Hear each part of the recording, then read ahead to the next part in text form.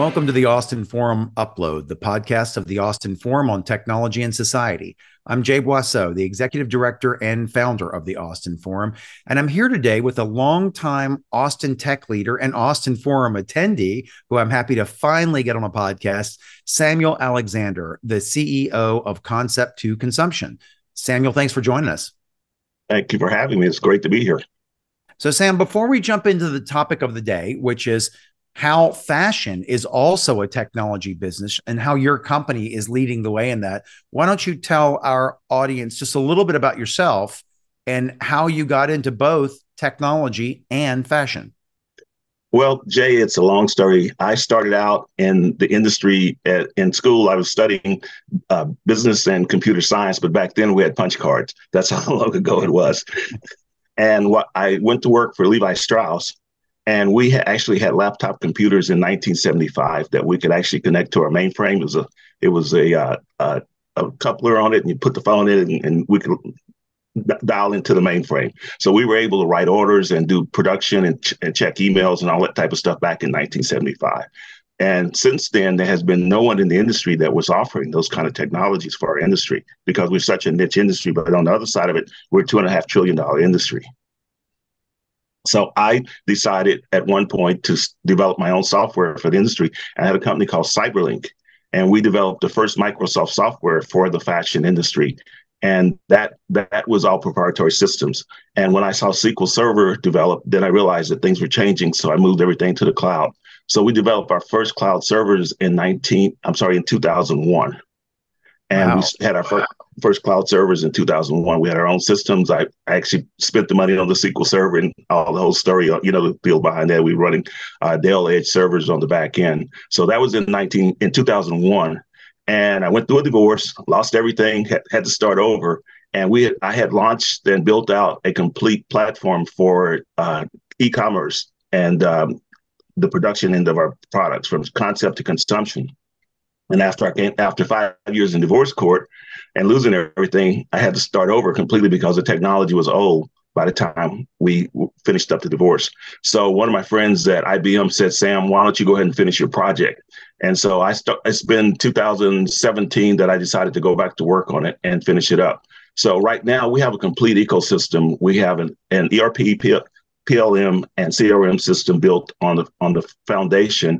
We built in video conferencing and all the attributes that you need on the end. So you have a complete ecosystem that a company can come in right now. And what we do is API companies in that are, you asked me earlier about before we got on about the issues that we're having. There's a bridge right now that has to be built between the fashion industry and the technology industry.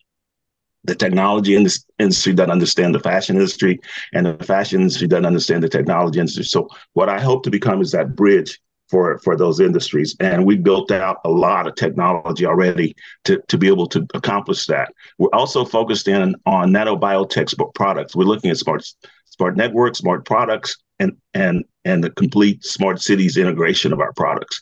And that's where our main focus is on product development now. And we just actually had a product that was on the launch in NASA in December.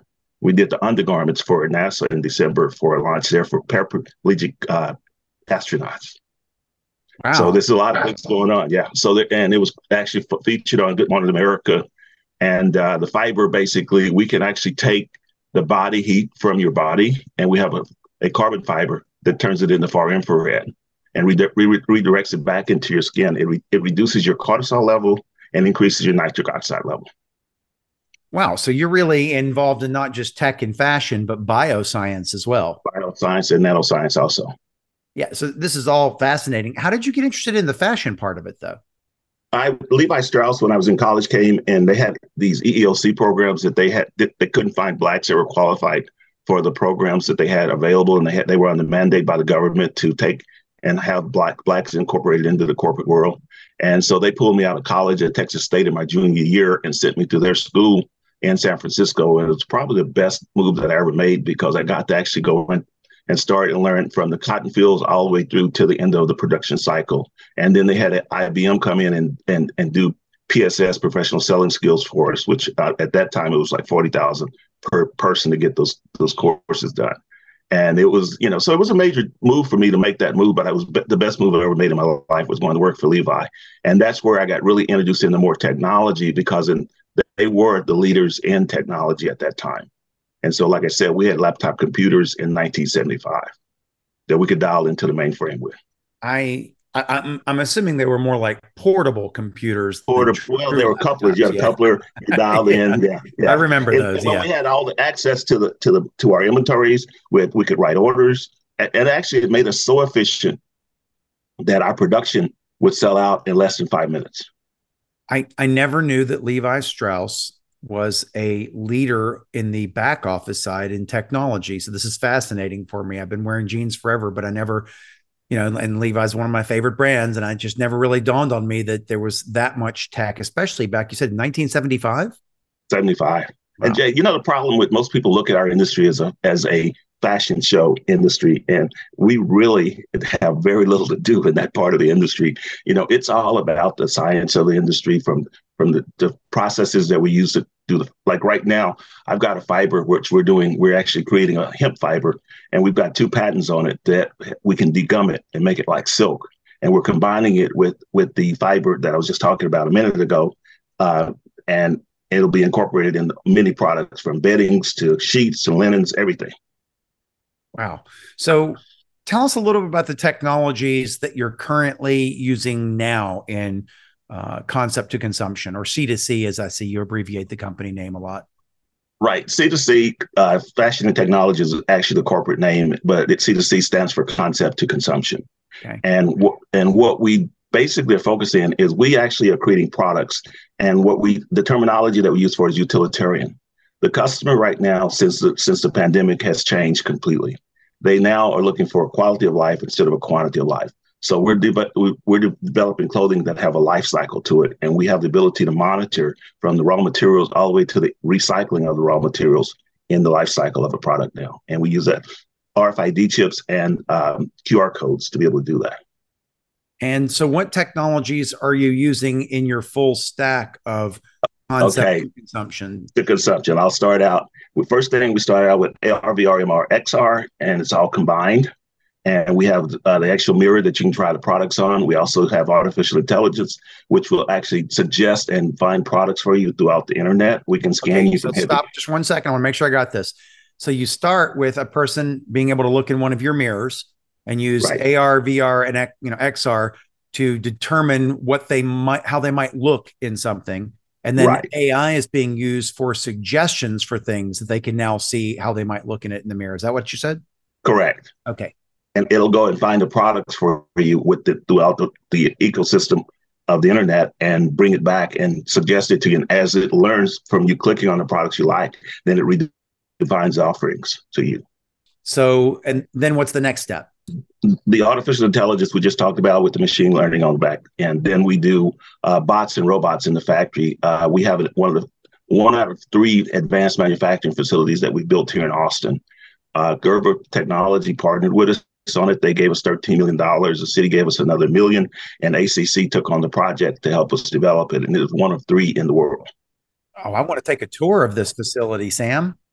Right. Sure. Well, anytime. So that's one. And we got a second one that is about to be finished in Detroit. And so I've been working with the Department of Commerce. They're the ones that introduced me to the people in Detroit. They came here and saw what we'd already done, and they couldn't believe how far ahead of everyone else we were already. Wow. Okay. So now what technologies are you using in the selling of these products? Now that somebody has seen themselves in this advanced mirror and has gotten some recommendations provided by AI, what's the next step?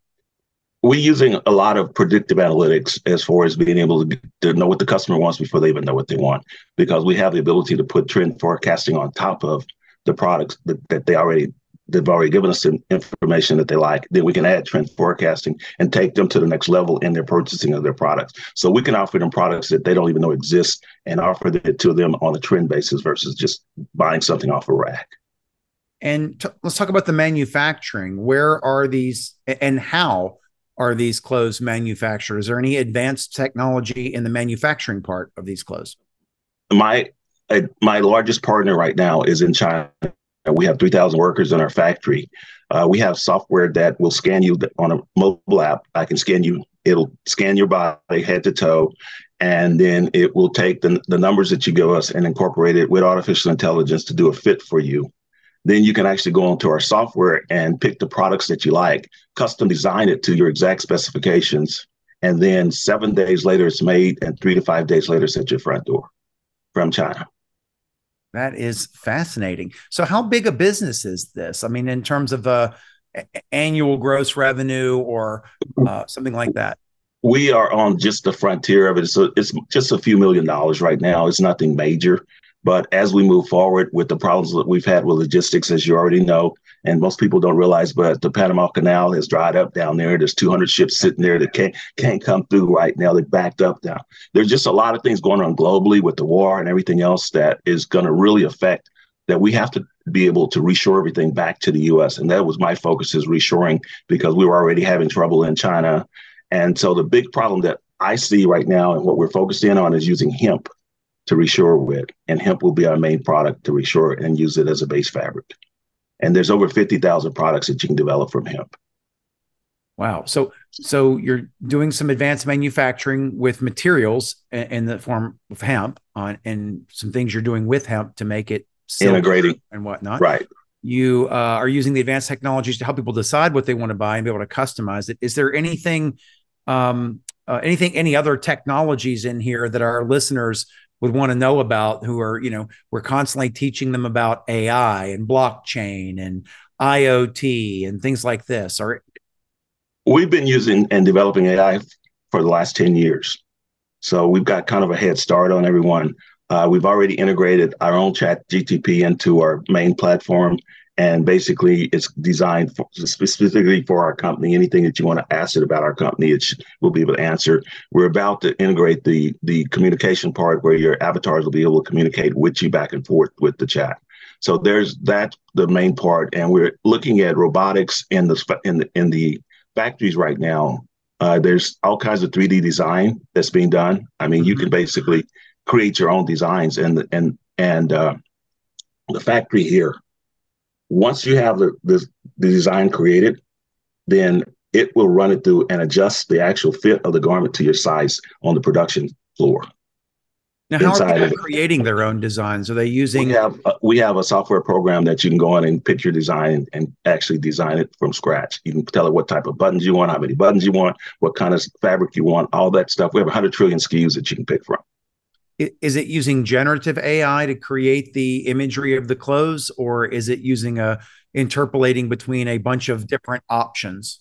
We have different options on the front side of this now. The AI is being only used on the back end for the CRM, customer service, and then on the front end for the user to interface with the system. As far as the production aspect of it, there's not a lot of artificial intelligence used in the production part of it. Got it. So what do you think is next for your company? And do you think that is this something that you plan to license to other companies to change the way that they make, design, and sell clothes? What we work on is decentralized collaboration. We're building an ecosystem where people can come in and become a part of the system. Right now, a designer, it takes $250,000 minimum for a designer to start a line and just get it up and running. And with our new system, they can start a line and have it up and running in less than a week. So there's just so many new things that we'll be able to do that'll help newcomers. And what we look at is how to create cost-efficient products now that are sustainable. And our main focus is carbon credits and on the back end. So we're looking deeply into Web3 on the carbon credits right now. So that would be the back end of our software. Then we're also doing the multiverse instead of metaverse, where we're using AR to be able to create virtual stores that people can actually shop for their products in and be able to have a digital wardrobe and a physical wardrobe with NFTs. Wow. So you're really using all of the advanced technologies, all the ones everything that are, we're using. Yeah, we're using as fast as it's coming out, we're developing it. All right. So tell me what your quantum computing play is, Sam. Well, that's a little bit far out of my league. I'm gonna leave that one alone. All right, I had to find ones you weren't using yet. Okay. Most of my partners are multinational companies. I work with a lot of the universities, right, that I work with. And then we have partners in Switzerland, in Italy, Germany, even Russia have partners now that we've developed software in those countries. And our main software development team, there's over 500 guys on our main team. And then we have probably another 20 different development teams that are anywhere from 5 to 50 guys. And where are your developers? Are they in the US? Are they scattered around the world? Are they in all over the world? countries? Most of them, the bulk of them right now are in India because a lot of what we're doing is just maintenance and customization now. All right. And what do you see as the next steps for your company? At this point, it's just a controlled growth because there's so many things going on that you don't want to grow too fast because that'll put you out of business as quick as not having enough business. And we pretty much pick and choose our customers, so we don't really have to worry about the business. They come to us. And right now, we've got 2 projects that we're working on, the one I told you about with the fiber. And then I'm working with another company out of Toronto that is developing a heart rhythm product that will monitor your heart rhythm and then use artificial intelligence to do analytics on it. I'm really interested in that one about monitoring the heart rhythm. We're starting to see more wearable devices. I mean, I'm wearing my Apple Watch right now, and it's got various sensors in it. I bought a sleep mattress cover that monitors sleeping and things like that. But it always struck me that your clothes are the logical device to really measure your movement, your heart rate, your perspiration rate, things like your temperature, et cetera. Are you moving into that space where your clothes will be health devices as well as fashionable? We are focusing on preventive medicine.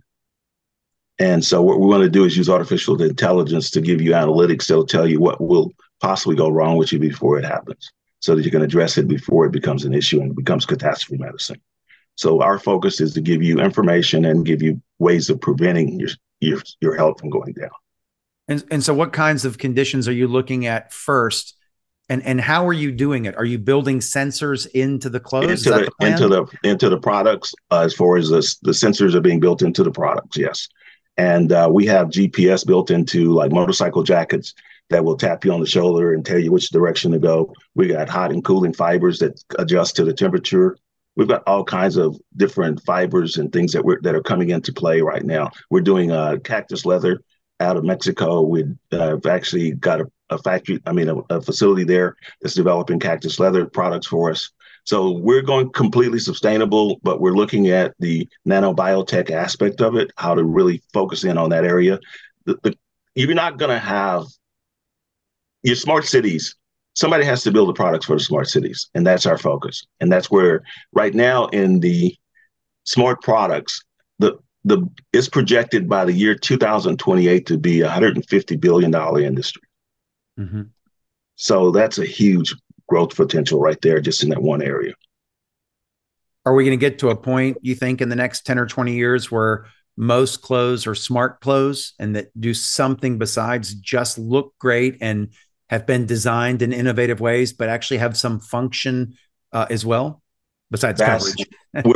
we're already there. And that's why I said utilitarian, because your clothing will become a part of your lifestyle and it'll function within your quality of life. And it'll give you a better quality of life. And that's our focus now. So there'll be sensors to monitor pretty much everything. And with Web3, as you already know, your data will be, with the autonomous technology, everything's going to move to you being able to own your own data. So that'll help too. And with stable diffusion technology, with the compression capacity that it has, it's going to really change the way the internet works, period. Well, Sam, this has been fascinating. Thank you for giving us this quick update on what C2C Fashion and Technology is doing. How can our listeners find out more about this? First of all, what's your share your website URL with our listeners? It's the number 2 consumption.com. And that'll take you into all of our other divisions. And we have another 8 divisions that are listed there. And it'll take you through all the different areas where we focus in, from the production all the way through to the technology aspect of it. All right. And you have a space here in Austin, Texas. Can people come and see that space if they happen to be in Austin in their factory? The facility is by appointment only, and it's at the ACC Holland campus. That's our main facility here in Austin now. And it's called the ACC Fashion Incubator there. Well, I'm definitely going to make an appointment to come see that, Sam. It sounds fascinating. And thank you for coming on the Austin Forum Upload. I've been meaning to do this gosh, it must have been for a few years, and then a pandemic happened, and then various other things. But I'm glad you came on, and I'd really like to make sure that we share. I'm glad you shared that URL with our listeners. I'm going to try to take a tour of the place, and let's see if we can't plan something in 2024, which is about tech and fashion as one of our big monthly events. Well, we have there's no silos in any industry anymore. It's all about decentralized collaboration, and people understand IoT. And our goal is to become the foundation IoT of connecting everything into one complete ecosystem. And so that's what we're focused in on as far as the future. Great. Well, thanks for joining us, Sam. Look forward to seeing you in person again soon and to finding out more about the progress of your company. Thank you, Jay. Thank you for having me. Have a great day. Thanks for listening to the Austin Forum Upload. You can listen to additional episodes and check out a schedule of our monthly in-person events at austinforum.org. The Upload is a production of the Austin Forum on Technology and Society, a nonprofit organization here in Austin, Texas.